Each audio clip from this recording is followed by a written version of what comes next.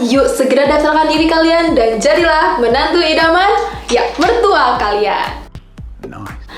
Nah teman-teman, bicara soal tes CPNS khususnya untuk SKD, apakah teman-teman tahu nih kisi-kisi di tahun ini? Karena infonya ada beberapa perbedaan teman-teman untuk tes SKD di tahun ini dengan tahun-tahun sebelumnya. You serious? Coba nih, aku pengen tahu nih, ada berapa banyak sih yang belum tahu kisi-kisinya? Coba teman-teman angkat tangan kalian. Wah, ternyata ada 10 ya, oke? 100, kayak ada 1000. Wow, ternyata masih banyak ya teman-teman yang belum tahu nih. Dan aku juga udah melakukan survei kecil-kecilan untuk orang-orang di sekeliling aku, ternyata benar. Masih ada yang belum tahu kisi-kisi untuk tes SKD di tahun ini. Makanya teman-teman, di video aku kali ini, aku bakalan kasih tahu ke kalian kisi-kisi SKD tahun ini. Agar apa? Agar teman-teman bisa lebih fokus belajar dan bisa lebih siap lagi dalam mempersiapkan diri menghadapi tes CPNS tahun ini. Yuk kita lihat segera. Untuk tes wawasan kebangsaan ini terdiri dari 4 materi teman-teman. Yang pertama itu ada nasionalisme, yang kedua itu ada integritas, yang ketiga ada bela negara, dan yang keempat itu ada pilar negara. Oke teman-teman, bedanya apa sih di tahun ini dengan tahun sebelumnya? Di tahun sebelumnya itu kan ada materi bahasa Indonesia, tapi di tahun ini bahasa Indonesia ditiadakan teman-teman. Nah di sini aku akan memberikan contoh soal tes wawasan kebangsaan agar teman-teman bisa mengerti. Oke, kita lihat ya teman-teman. Yang pertama itu contoh soal untuk nasionalisme. Gimana sih kita dituntut untuk bisa menjawab pertanyaan-pertanyaan terkait dengan rasa kecintaan kita terhadap negeri ini. Kemudian juga gimana sih caranya kita mempertahankan identitas nasional kita. Contoh soalnya, nah ini adalah contoh soalnya. Pasal 32 Undang-Undang Dasar 1945 mengandung semangat nasionalisme tentang apakah A. budaya, B. sosial, C. ekonomi, ataukah D. politik, ataukah E. hak asasi manusia. Nah, menurut teman-teman apa sih jawabannya? Oke, kita bahas ya.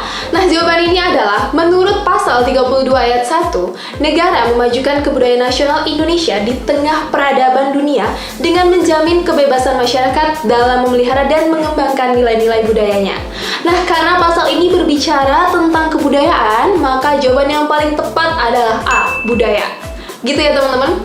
Teman-teman bisa mencari referensi lain nih untuk soal-soal terkait nasionalisme, dan nantinya aku juga akan bikin part tersendiri yang akan membahas materi sekaligus soal-soal terkait nasionalisme. Kemudian yang kedua, contoh soal integritas ya. Integritas biasanya ini berbicara tentang kejujuran, apalagi kalau di pemerintahan ataukah di perusahaan swasta juga kejujuran menjadi poin paling penting teman-teman dalam kita bekerja. Kita lihat aja contoh soalnya ya.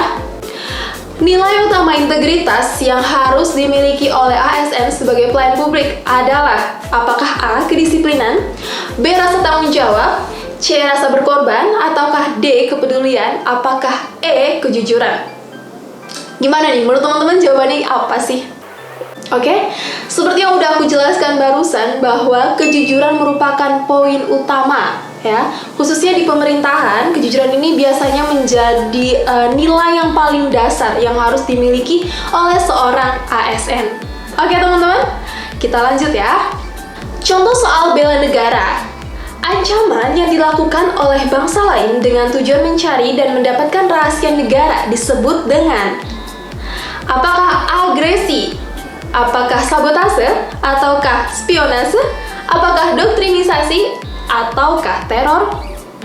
Nah buat teman-teman, ini jadi PR nih buat teman-teman. Silakan teman-teman cari arti dari masing-masing istilah ini. Oke, kita lanjut ya.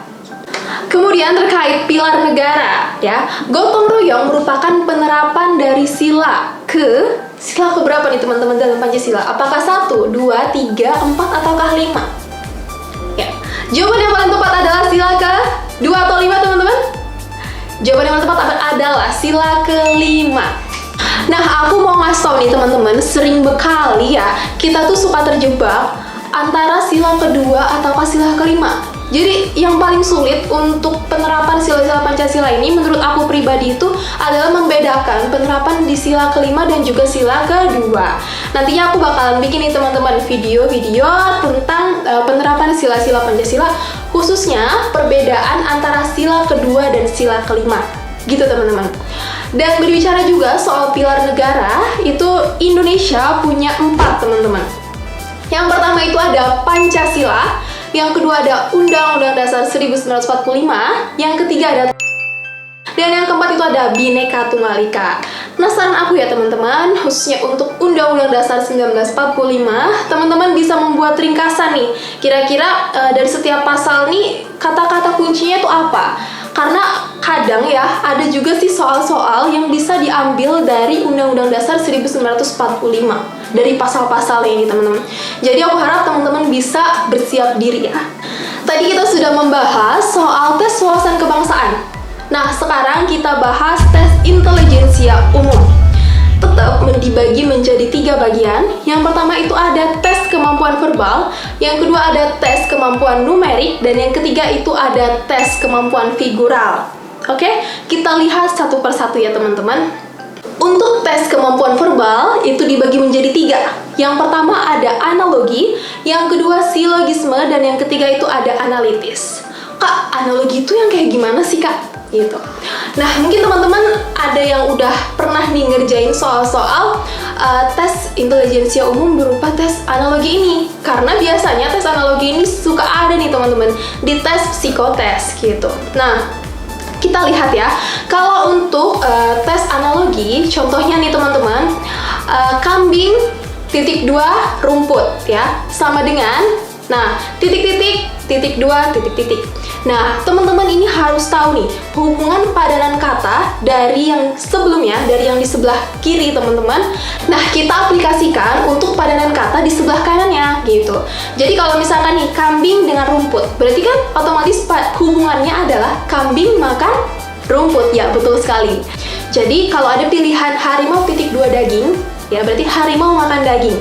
Nah, ini merupakan jawaban yang paling tepat. Gitu teman-teman. Nah, untuk yang kedua itu tentang silogisme, di mana teman-teman dituntut untuk mencari kesimpulan dari 2 pernyataan. Nah, biasanya ini suka ada kata-kata semua, atau enggak ada, atau juga beberapa, atau tidak ada gitu. Jadi nanti ada pernyataan pertama, kemudian ada pernyataan kedua. Nah, teman-teman harus mencari kesimpulan dari kedua kalimat ini. Gitu ya teman-teman. Nah, yang ketiga ini adalah kemampuan analitis. Jadi biasanya tuh ada soal cerita. Misalkan nih, ibu mempunyai 5 anak. Nah, nama anaknya misalkan A, B, C, D, E gitu. Kemudian A ini usianya jauh lebih tua dibandingkan B. Kemudian B ini lebih tua dibandingkan C, tetapi lebih muda daripada D. Pokoknya gitu teman-teman soalnya. Nah, pertanyaannya biasanya gini, siapakah anak ibu yang paling muda gitu? Atau enggak, siapakah anak ibu yang paling tua? Gitu ya teman-teman. Nah, di sini teman-teman dituntut untuk mampu menganalisis teman-teman.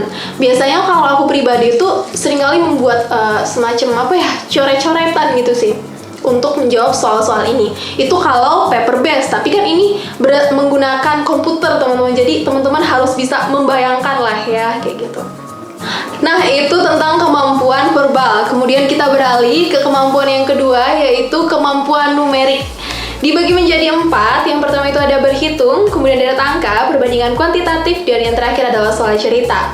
Untuk yang berhitung, teman-teman udah pasti udah paham lah ya. Misalkan 8% dikali 1/3, kemudian dikali 1,25, berapa? Kayak gitu. Kalau untuk deret angka, misalkan 13579, teman-teman harus mencari nih, angka selanjutnya apa sih dari pola angka yang sudah ada? Gitu. Nah, untuk perbandingan kuantitatif, teman-teman lihat aja ya di video aku, karena aku sudah membuat jenis-jenis soal dari perbandingan kuantitatif bersama dengan trik cepatnya. Oke. Dan yang terakhir ini ada soal cerita. Jadi ada soal lumayan ya bisa dibilang cukup panjang, tapi nggak juga sih. Kadang ada yang cukup singkat. Nah, teman-teman di sini harus mencari harus mampu melakukan analisis kuantitatif. Gitu ya teman-teman. Nah, sekarang kita beralih ke kemampuan yang ketiga untuk TIU. Ini adalah kemampuan figural, teman-teman. Yang pertama itu ada kemampuan analogi, kemudian kemampuan ketidaksamaan, dan yang terakhir ada kemampuan serial.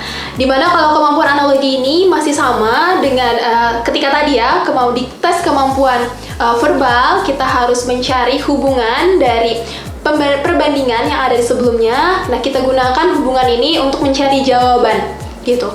Nah, untuk yang di kemampuan ketidaksamaan, di sini biasanya ada gambar, teman-teman. Nah, teman-teman harus mencari mana sih yang paling beda gitu. Nah, untuk yang kemampuan serial, di sini teman-teman harus mampu melanjutkan nih. Kira-kira gambar selanjutnya nih apa? Nah, sama dengan melihat pola-pola di gambar-gambar sebelumnya. Ngerti ya, teman-teman? Oke teman-teman, tadi kita sudah bahas nih tes wawasan kebangsaan dan juga tes intelijensia umum. Nah, sekarang kita bahas tes yang terakhir, oke? Ada tes karakteristik pribadi. Nah, poin-poinnya apa aja sih, Kak? Oke, yang pertama itu ada pelayanan publik. Yang kedua itu ada jejaring kerja. Yang ketiga ada sosial budaya. Yang keempat ada teknologi informasi dan komunikasi.